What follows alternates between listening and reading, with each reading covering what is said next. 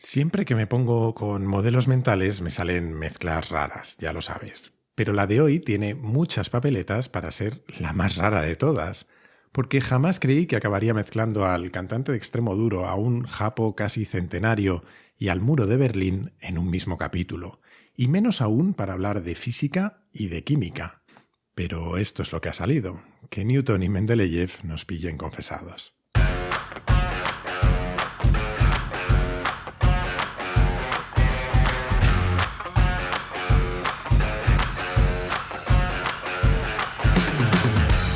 Soy Jaime Rodríguez de Santiago y esto es Kaizen, el podcast para mentes inquietas en el que te acerco a personas, a ideas y a técnicas fascinantes de las que aprender cada día.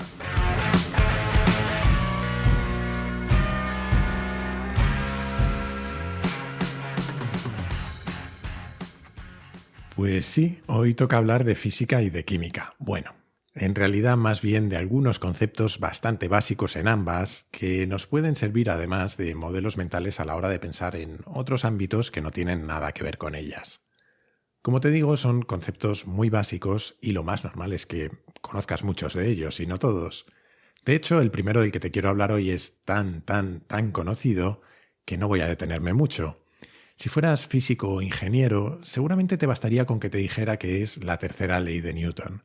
Claro que si eres alguien un poquito menos friki, tal vez no te sirva. Pero si te hablo de reciprocidad, lo mismo sí que vas adivinando de qué se trata. Y si fueses una persona muy vengativa, tal vez la mejor pista sería decirte eso de ojo por ojo, diente por diente. Y es que la llamemos como la llamemos, la reciprocidad es una propiedad frecuente en muchos aspectos de nuestra vida. Lo es desde luego en la física, y a eso se refería Newton, que literalmente dijo lo siguiente. Bueno, lo dijo en latín, eso sí, y hasta ahí no llegó, así que nos vamos a conformar con la traducción de Wikipedia. Con toda acción ocurre siempre una reacción igual y contraria. Quiere decir que las acciones mutuas de dos cuerpos son siempre iguales y dirigidas en sentido opuesto. Es decir, eso que hemos oído alguna vez de que toda acción tiene su reacción es físicamente cierto. Si yo empujo una pared con todas mis fuerzas, en mis manos experimento una fuerza igual a la que estoy ejerciendo sobre la pared, pero en dirección opuesta. Y por eso, si soy muy bruto, me puedo acabar haciendo daño. Y aunque de una forma mucho menos exacta, la reciprocidad existe de diferente manera en muchos aspectos humanos. Ya la mencionamos cuando hablamos de persuasión y de cómo, según Robert Cialdini, es una característica intrínseca de nuestra forma de comportarnos y cómo nos hace manipulables. Si, por ejemplo, me has hecho un favor, seré mucho más proclive a hacerte otro yo a ti, o a comprarte algo, y por eso es una de las técnicas básicas de persuasión en las ventas. También es cierto para lo contrario, y es que tendemos a ser vengativos. Lo del ojo por ojo, diente por diente no nació de casualidad. Siguiendo con Newton, hay un concepto que también conocemos todos, que nace en la física, pero que tiene su reflejo en nuestro día a día más allá de ella, y es la inercia. Y si la reciprocidad tenía que ver con la tercera ley de Newton, la inercia es casi la primera ley. Y por si no te acuerdas del instituto, te la recuerdo. Decía que todo cuerpo continúa en su estado de reposo o de movimiento uniforme en línea recta, salvo que se ejerza alguna fuerza sobre él. Es decir, que un coche está parado salvo que pise el acelerador y una fuerza, la del motor, le obligue a moverse. Y que si yo estoy dentro del coche, mi cuerpo intentaría permanecer parado hasta que la fuerza del motor se le transmitiera al ser empujado por el asiento. Y lo mismo sucede al revés. Si el conductor frena de golpe, mi cuerpo tenderá a seguir en su movimiento hacia adelante, aunque el coche se pare, al menos hasta que algo frene mi avance. Y más me vale que ese algo sea un cinturón de seguridad porque las demás opciones hacen mucha pupa. Esa tendencia a seguir en reposo o en movimiento es la inercia. Claro que no es solo la tendencia a moverme o no, como si fuera un interruptor, sino a hacerlo a la misma velocidad a la que lo estaba haciendo y en la misma dirección y sentido en el que lo estaba haciendo. Y esto es la realidad de nuestra vida muchas veces, también de las organizaciones. Por algún extraño motivo que no tiene nada que ver con Newton, la inercia nos afecta mucho más allá de la física. Queramos o no, tendemos a seguir haciendo lo que estamos haciendo, sea por nuestros hábitos o por miedo a cambiar, salvo que algo o alguien ejerza una fuerza sobre nosotros, solemos seguir con la misma trayectoria. Y esto es algo que conviene que tengas en cuenta, especialmente si, como a mí, Escuchar eso que dice el tango de que 20 años no es nada te deprime, porque el tiempo pasa rápido y la inercia es fuerte. La inercia no solo nos afecta a los individuos, sino también a las organizaciones, a los países, seguramente a la humanidad en su conjunto. Por eso se necesita muchas veces un esfuerzo enorme para cambiar la trayectoria, incluso en aquellos casos en los que todos sabemos que nos estamos dirigiendo a un mal destino.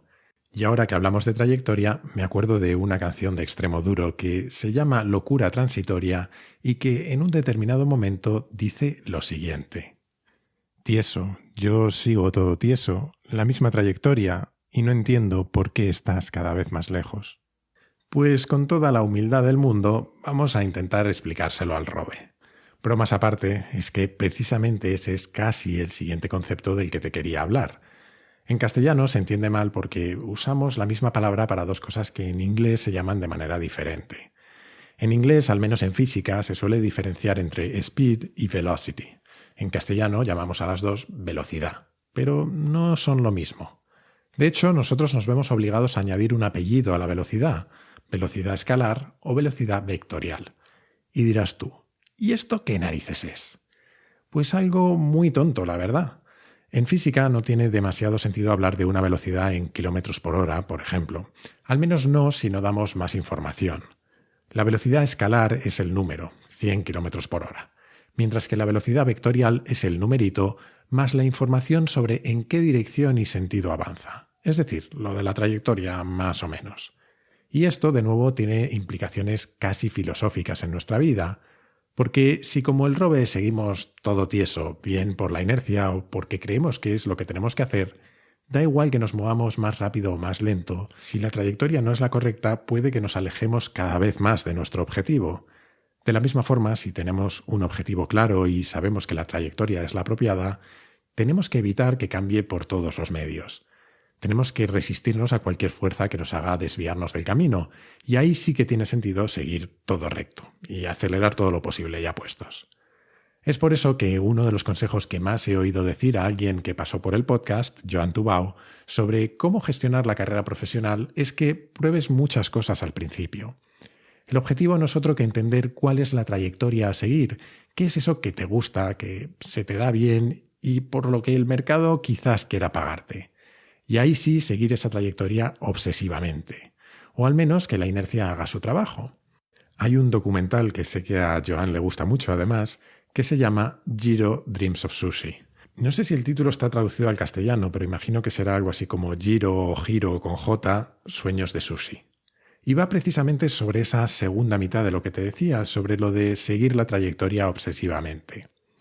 Jiro es el nombre del dueño de un restaurante legendario en Tokio y ha dedicado sus casi 100 años de vida a buscar la perfección en su sushi.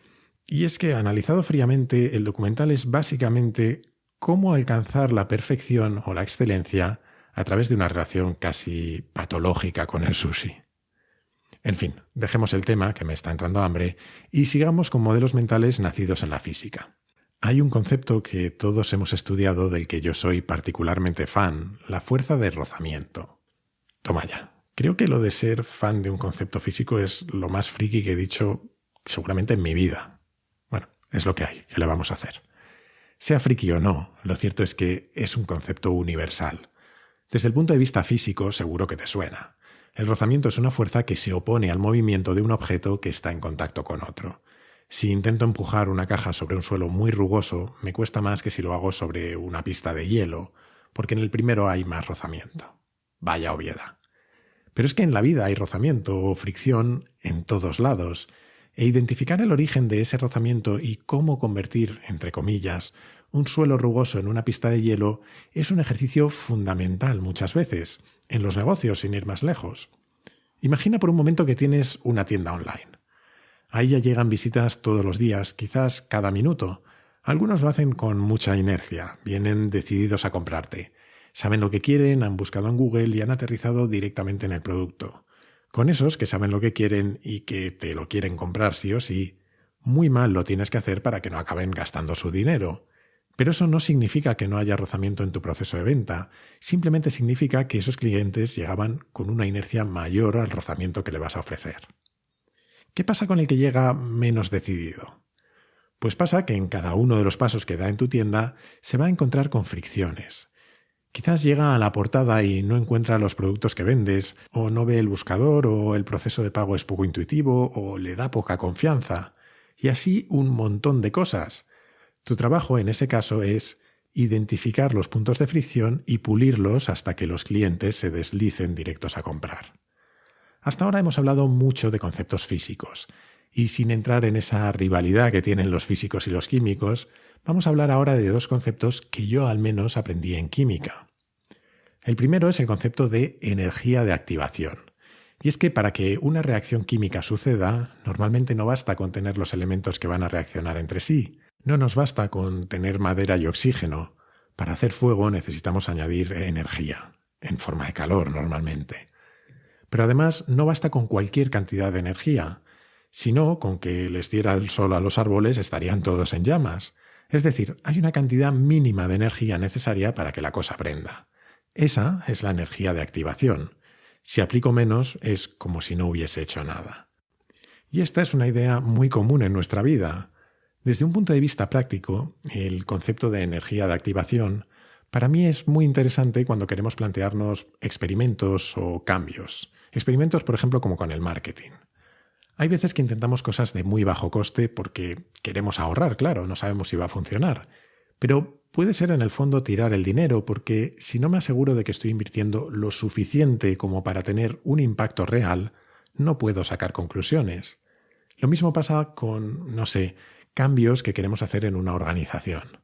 A lo mejor queremos dar un impulso a un área del negocio, pero por aquello de no herir egos o simplemente de no remover demasiado, acabamos haciendo cambios más superficiales. Y la cosa acaba en algo que no sé si es un modelo mental, pero debería. Ni chicha ni limona. Y ya desde un punto de vista de filosofía barata, podríamos decir que mucho de lo que hacemos en nuestra vida requiere una energía de activación que además es diferente para cada uno de nosotros. Que yo me comiera las verduras de pequeño requería una energía que creo que ni Superman tendría. Pero para otros bastaba con la simple amenaza de castigarles en televisión, y otros, los más listos, solo necesitaban que les acercaran el plato. Y el último concepto del que te quiero hablar hoy está íntimamente relacionado con la energía de activación. Seguro que has oído además hablar de él alguna vez. Son los catalizadores. En el sentido estricto de la palabra, en química, y si no lo digo mal, que no lo garantizo, un catalizador es una sustancia que acelera una reacción sin alterar su masa en el proceso. Pero si nos lo tomamos en un sentido más amplio, y repito, químicamente incorrecto, que los químicos me perdonen, podríamos pensar que es algo que facilita la reacción. Por ejemplo, un ambiente seco en lugar de uno húmedo hará más fácil que arda la madera. O sin ir más lejos, en nuestro cuerpo tenemos enzimas que facilitan las reacciones y que hacen que no tengamos que aplicar temperaturas muy altas para que sucedan, unas temperaturas que nuestro propio organismo no podría soportar. Dicho esto, para lo que nos interesa hoy, un catalizador es algo que simplemente favorece un proceso, una reacción o un cambio. Ya sea que el niño de las narices coma verduras, que mi experimento de marketing me sirva para tener resultados, o por ejemplo, que caiga el muro de Berlín. Y es que la caída del muro de Berlín es un buen ejemplo de energía de activación y catalizadores. A finales de los 80 la situación se estaba volviendo insostenible. Cada vez había más presión popular, más energía, para hacer que el muro dejara de partir en dos Berlín. Y al final, el catalizador fue literalmente una estupidez. Resulta que para apaciguar las protestas, el 9 de noviembre de 1989 el gobierno de Alemania del Este decidió promulgar unas reformas según las cuales se iba a permitir un movimiento limitado de algunos ciudadanos que iban a poder salir y entrar del país.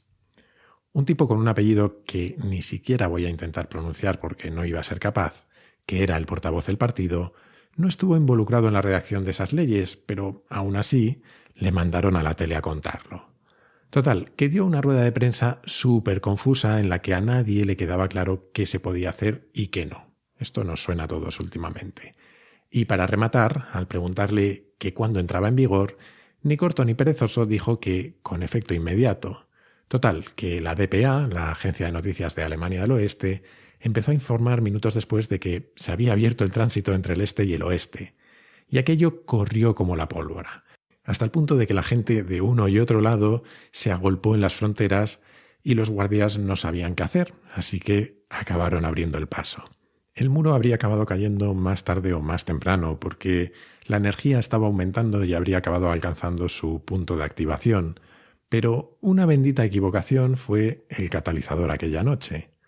Y esas imágenes en televisión, y no sé por qué cuento esto, fueron a su vez el catalizador de que 30 años después mi madre se siga partiendo de la risa, recordando que yo me recorrí la casa gritando que había caído el muro de Merlín.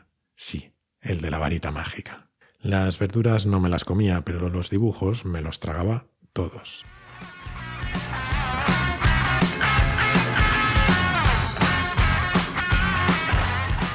Y hasta aquí el capítulo de hoy. Entre el friquismo extremo y la anécdota de Jaime de pequeño, no tengo nada claro que haya sido muy positivo para mi reputación, pero espero que al menos te haya gustado. Como siempre, te animo a suscribirte y recomendar Kaizen en tu plataforma de podcast preferida, en redes sociales o mucho mejor aún, a tus amigos. Así me ayudas a que el podcast siga creciendo. Te recuerdo que ahora también lo tienes en YouTube y aunque la mayor parte siguen siendo contenidos solo en audio, al menos de momento, poco a poco espero ir añadiendo más contenido en vídeo. Además tienes todos los capítulos de Kaizen y notas con mucha información adicional sobre cada uno de ellos en mi web, jaimerodriguezdesantiago.com. Y desde esa misma web o desde mi Twitter, @jaime_rds, puedes hacerme llegar tus comentarios, tus preguntas, tus sugerencias, lo que tú quieras. Siempre contesto, aunque a veces tarde un poco. Y esto es todo por hoy. Como siempre, muchísimas gracias por estar ahí y hasta la próxima.